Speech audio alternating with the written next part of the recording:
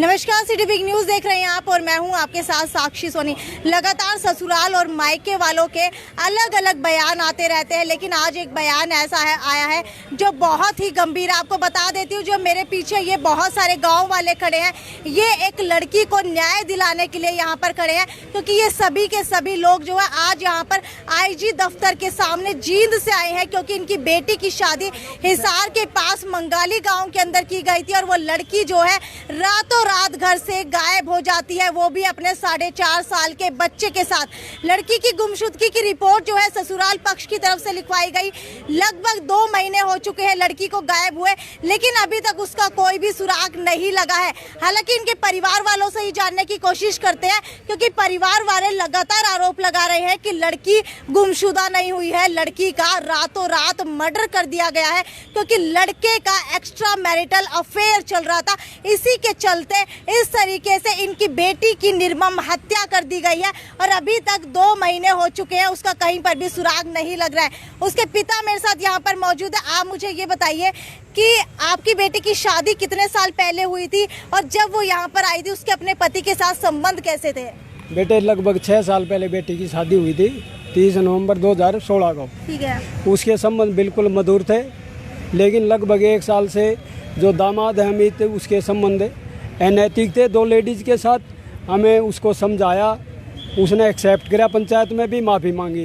हमने सोचा ये अपना घर बसा लेगा, ठीक रह लेगा। बेटी को भी कहा बेटे कोई बात नहीं, गलतियाँ हो जाती है।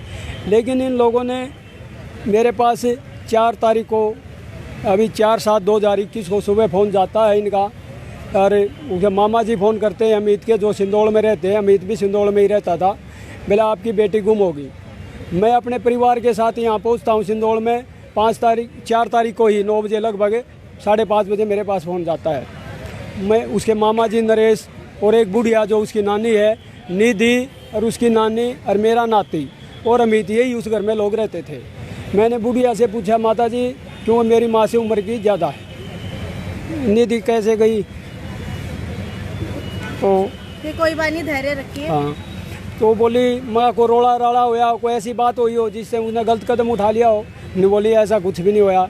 माँ कुछ करते कि मैं लेगी हो? बोला नहीं, पैसे 4000 रुपये एक जगह धरे, उसके 42 से एक जगह धरे, ना थारी टूम लेगी ना मारी लेगी। फिर मगा जी गई कैसे हुआ? बोला मैंने तो नहीं करे। क्या उसका सामान भी गायब था? नहीं, कुछ भी गायब नहीं था। ठीक है। नहीं, बोली वो तो चप्पल भी नहीं पारेगी। इतने में उसका मामा बोला वो तो उबाने पर आ गई है। वो बोला नरेश जी जो उसका मामा अमित का, आपको कैसे पता उबाने पर आ गई है? बोला जी वो गोरना है, कच्ची रास्ता है, जिसको देसी भाषा में गोर का रास्ता, कच्चा रास्ता मिले, उसके पैर के निशान थे। मैं यार मैं भी आ लिया, दिखाओ निशान, तो वहाँ कोई निशान नहीं दिखे बेटे। उसके बाद उसके परिवार के सदस्य आ गए। हमने घर में काफ़ी चीज़ें टटोली जिससे ये पता चले भाई कुछ ऐसी घटना ना हुई हो, लेकिन हमें कुछ ऐसा नहीं मिला जिससे ये लगे भाई वो चली गई, गुम होगी, कपड़े भी नहीं लेगी, पैसा भी नहीं लेगी, जेवर भी नहीं लेगी। वो नहीं बोले जी आप 2 दिन इंतज़ार करा, हाँ आप भी अपनी रिश्तेदारी में पता करो, हम भी करते हैं, फिर जो भी कार्रवाई होगी कर लेंगे। मेरे को ये कह दिया, हम उसे संतुष्ट हो गए और अपना जांच पे जुट के अपने रिश्तेदारियों में मैं फ़ोन आ जा, शाम में आ जा, 2 घंटे में आ जा। लेकिन उन्होंने क्या किया, सातिर दिमाग से FIR दर्ज करवा दी गुमशुदगी की। हम 5 नाम दोबारा आते हैं। फिर मैं SHO के पास जाता हूँ, अगर वो नहीं बोले भाई एक FIR होगी इस मामले में, तो मैं थारी तरफ तो नहीं कर सकता। फिर मैं SP साहब से मिलते हैं, हम परिवार से ही थे। SP साहब ने बोले मैं जाँच कर रहा हूँ और मैंने जांच दे दी, आपको जल्दी सूचना दे देंगे। उसके बाद नहीं टिकेगा बेटे, 8 तारीख को मैं दोबारा आता हूँ, फिर भी यही जवाब मिलता है। SHO के पास जाता हूँ, वहाँ से भी बुलाना IO बदल दिया। फिर मैं 13 तारीख को फिर आता हूँ, नहीं रहा जाता। फिर उसके बाद वहाँ का जो SHO है उन्होंने बोला जी मैंने फलाना IO को जांच दे दी है, और IO रातों रात जो SHO था वो बदली होगी उसकी। ठीक है। फिर उसके बाद नहीं रह गया बेटे, फिर 20 तारीख को मैं दोबारा मिलता हूँ। SP साहब है, मैं बोला SP साहब है ये तो 15 दिन हो गए, बताओ मेरी लड़की ने ज़मीन खा गई, आकाश में उड़ गई। मैं बोला मेरे को तो ऐसा लगा है मैं लड़की मारी गई। बोले आप ऐसे कैसे करे? हमने क्या किया बेटा, जो मेरा दामाद है उसके जियो के नंबर थे, हमने उसे पर डिटेल कटवा ली। माँ बेटे तेरी निधि की हमें डिटेल दे दो, नंबर निधि वाला भी तेरे आई कार्ड पे है, अरे मेरे को डिटेल दे दे ताकि हमें ये पता चल जाए कोई साथी बीच में तो नहीं। उन्हें डिटेल प्रोवाइड कराई तो बेटे निधि का फ़ोन 12:38 पे बंद होता है, और अमित की चैटिंग एक लेडीज़ के साथ जिसका नाम रचना है ट्रू कॉलर पे आ रहा है, ये हमें असली नाम हमें पता नहीं, 2 लेडीज़ के नाम आते हैं, हमने फ़ोन नंबर पुलिस को प्रोवाइड करवा दिए। और 12:36 पे अमित की चैटिंग उस लेडीज़ की रात को, 3 तारीख की रात को, यानी 4 वाली रात, जो 4 का सुबह आया, 12:36 तक होती है। निधि का फ़ोन 12:38 पे बंद होता है। और उसकी वो कॉल डिटेल में वो लेडीज 6 महीने से लगातार संपर्क में है, लगभग 300 बार कॉल कर चुकी है। हमें अमित से पूछा, माँ अमित ये कौन है भाई? बिला जी खेत में काम कराए। माँ बेटे इतनी लंबी चैटिंग कैसे चल रही है? बोला अंकल मैं वो उसे चाचा तो बोला भैया मेरे इसके साथ गलत संबंध थे। उसके उसने लड़के ने खुद कबूल किया है? बिल्कुल कबूल किया, परिवार के सामने और हमारे सामने, पूरे परिवार के सामने, उसके परिवार के सामने उन्हें कबूल कराया। वो बोला बेटा फिर ये तो तेरा ही काम करे अलग है। मन तो नहीं बोला पापा ऐसा नहीं। मैं बोला अरे तना छोरा भी मार दिया, छोरी भी मार दी, करे तो भाई चलो। मैं बोला नहीं पापा, उसका ताऊ बीच में आ जाता, बोला मैं गारंटी ले। वो बोला 5 तारीख की 4 को हादसा हो जाता है, 3 की रात, 5 को भी उसके संबंध लेडीज के साथ मिलते हैं, चैटिंग और कॉल गए। उसके बाद हमारा जो शक बढ़ जाता है, हम फिर दोबारा एसपी से मिलते हैं। एसपी साहब से कहते हैं एसपी साहब है इसमें ये नंबर है। आखिरी वीडियो क्लिप भी निधि की मिल जाती है। मेरी जो छोटी बेटी है, भाई का ना की भाई है छोटा, उसके पास निधि क्लिप ऑडियो क्लिप भेज देती है आखिरी, जिसमें उसको मारने की धमकी दे रहा है। वो हमने पुलिस को प्रोवाइड करवा दी, लेकिन पुलिस ने आज तक कुछ भी हमें नहीं बताया, ना कुछ हमें ऐसी चीज। यानी कि लगभग 2 महीने के करीब हो चुके हैं निधि को घर से गए हुए। बिल्कुल 2 महीने हो गए, लेकिन पुलिस। ननिहाल में कौन कौन रहता था? ननिहाल में अमित, उसकी नानी, मेरी बेटी और मेरा नातिन और उनका परिवार ढाणी है पूरा, उनके मामे दूसरे लोग जो रहते थे। सास ससुर से कैसे रिश्ते थे? ससुर तो गुजर रहा बेटे, सास के साथ संबंध ठीक थे, बट 1 साल से सबके साथ संबंध मधुर नहीं थे। और सब लोग इसमें जो उस परिवार के सदस्य सारे इन्वॉल्व है। जब आप लोगों ने पंचायत करनी शुरू की तो पंचायत किस मुद्दे को लेकर के थी? क्या वो इसी अवैध रिश्तों को लेकर के थी या फिर उनकी आपस में खींचातानी चल रही थी? अवैध रिश्ता भी एक मुद्दा था बेटे, इसके साथ प्रताड़ना भी थी, जिसमें वो यूँ कह रहा था मुझे तुम अच्छी नहीं लगती, ये है वो है, ऐसी बातें चलती थी और उसको टॉर्चर करते रहते थे। अच्छा, किस तरीके की बातें जो है पंचायत के अंदर चला करती थी? मैडम जो ये निधि है ना, निधि के उस रात के जो मोबाइल फ़ोन है ना, वो मोबाइल फ़ोन भी घर है, पैसे भी नहीं हैं और जेवरात भी नहीं है। इससे शंका हमारी ये है कि निधि को मार दिया गया।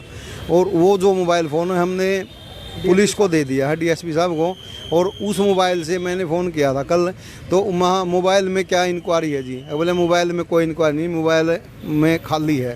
तो हमने ये लग रहा है कि पुलिस प्रशासन या तो बिक चुका है, या पुलिस प्रशासन ने मुद्दा नहीं मिला, या पुलिस प्रशासन हमारी मदद नहीं करना। किन किन अधिकारियों से जो है मिल चुके हैं? सभी अधिकारियों से मिल चुके हैं मैडम। अभी एसपी साहब से, डीएसपी साहब से, एसएचओ साहब से 8-10 बार मिल चुके हैं, आईओ साहब से मिल चुके हैं, लेकिन कोई संतुष्ट जवाब हमारे को नहीं मिल पाया। ठीक है, कौन से एसएचओ से और कौन से डीएसपी से आप लोग मिले हैं? एसएचओ अग्रवाल, हाँ प्रियांशु दीवान है, प्रियांशु दीवान जी हैं अग्रवाल थाने के अंदर। एसएचओ साहब उनके पास 10-12 बार मिल चुके हैं। हिसार के कौन से डीएसपी से आप लोग मिले हैं? अभिमन्यु लोहान जी से, और आज आईजी ऑफिस में ये पूरा समाज और संगठन आया हुआ है। हमारे को पूरी ये संतुष्टि है कि हमारे को, मेरे पूरे समाज को। आपको मुझे ये बताइए कि आपको शक क्या है कि निधि के साथ क्या हुआ है? शक की संभावना ये लग रही है कि जैसे 2 महीने हो चुके हैं, अभी तक पुलिस कुछ भी सबूत नहीं जुटा पाई है। और प्रशासन की तरफ से हमारे को ऐसा अंदेशा कल मिला है कि उनकी डेथ हो चुकी है, यानी कि मर्डर हो चुका है। अगर मर्डर हो चुका है तो हमारे को उनकी लाश चाहिए, डेड बॉडी चाहिए। किसने मारा है, कब मारा है, किस कारण मारा है और क्यों मारा है। हमारे को न्याय चाहिए प्रशासन से। हमारे को, मेरे पूरे समाज को न्याय की हम यहाँ पर गुहार लेकर आए हैं। पूरे हरियाणा से इकट्ठे होकर आए हैं, 150-200 के तादाद में आदमी हैं, तो न्याय के लिए हम यहाँ पे लेकर आए हैं। ठीक है, कुछ और भी रिश्तेदार उनके यहाँ पर मौजूद है, उनसे भी जानने की कोशिश करते हैं। मुझे ये बताइए निधि का व्यवहार कैसा था? निधि एक अच्छी लड़की थी जी, मेरी भांजी थी। अच्छा। और कोई उसका कसूर नहीं, उसको मारा गया है। और जो हत्यारे हैं कोई गिरफ्तारी नहीं, उनको जल्दी से जल्दी पकड़कर उनको सजा मिलनी चाहिए। अच्छा। हाँ, एक लड़का भी था, लड़का भी मार दिया उसका, और वो भी दोनों मारा। पूरा शक है कि लड़की मार दी। ठीक है, मुझे ये बताइए क्या लगता है किस तरीके से उसको मारा गया है? उसको बहुत बुरी तरीके से मारा गया, जब उसके पैरों में चप्पल भी नहीं है, घसीट के मारा गया। ये कोई बात नहीं, हौसला रखिए।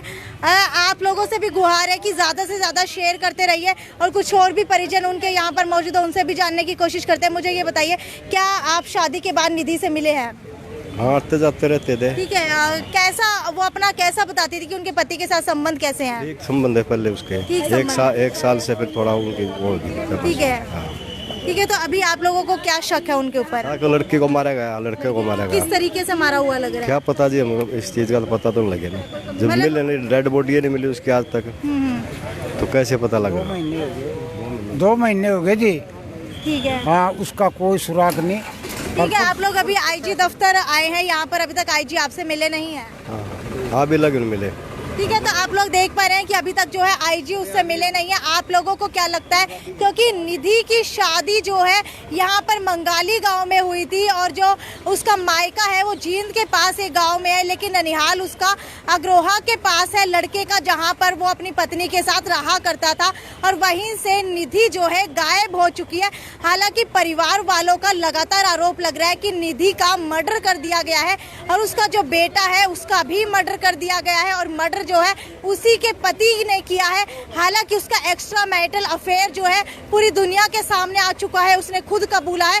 लेकिन एक पिता को अपनी बेटी के लिए न्याय चाहिए, एक पिता की आंखों में आंसू है, एक पिता जो है अपने दिल के अंदर बेबसी लेकर के जी रहा है, क्योंकि 2 महीने हो चुके हैं, आज तक उस निधि नाम की लड़की का कुछ अता पता नहीं है कि आखिरकार वो रातों रात अपने बच्चे के साथ बिना चप्पल पहने हुए गायब कहाँ हो गई है। कॉल डिटेल्स निकलवाई गई तो कॉल डिटेल्स के अंदर भी निधि का जो फोन है 12:38 के बाद से ऑन नहीं दिखाई दे रहा है, और अगर कॉल डिटेल्स की बात की जाए तो इसके अलावा पिछले 2 महीने से उसकी कहीं पर भी कॉल नहीं हुई है। तो परिजनों का सीधा सीधा आरोप है कि लड़की का मर्डर कर दिया गया है, लेकिन अभी तक पुलिस जो है सुराग कोई भी नहीं जुटा पाई है।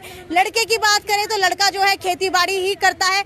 हालांकि आपको क्या लगता है कि निधि का मर्डर हुआ है, या फिर वो गुमशुदा है, या फिर उसके साथ क्या हुआ है? आप लोग क्या कयास लगा पा रहे हैं, ये मुझे नीचे कमेंट सेक्शन के अंदर लिख करके बताइए, और इस मुद्दे को ज्यादा से ज्यादा शेयर कीजिए, क्योंकि जो लोग कहते हैं कि गांव के लोगों से गुहार नहीं सुनी जाती, उन लोगों का मुद्दा जो है आप लोगों को उठाना है, उन गांव वालों का मुद्दा जो है आप लोगों को उठाना है, क्योंकि शहर के लोगों की बात सुन ली जाती है, वो पढ़े लिखे होते हैं, लेकिन इन गांव वालों की बात जो है दबी की दबी रह जाती है। 2 महीने क्या 2 साल हो जाए तो भी कोई नहीं सुनता। तो ज्यादा से ज्यादा शेयर करते रहिए और निधि को न्याय दिलवाने में मदद कीजिए। नमस्कार।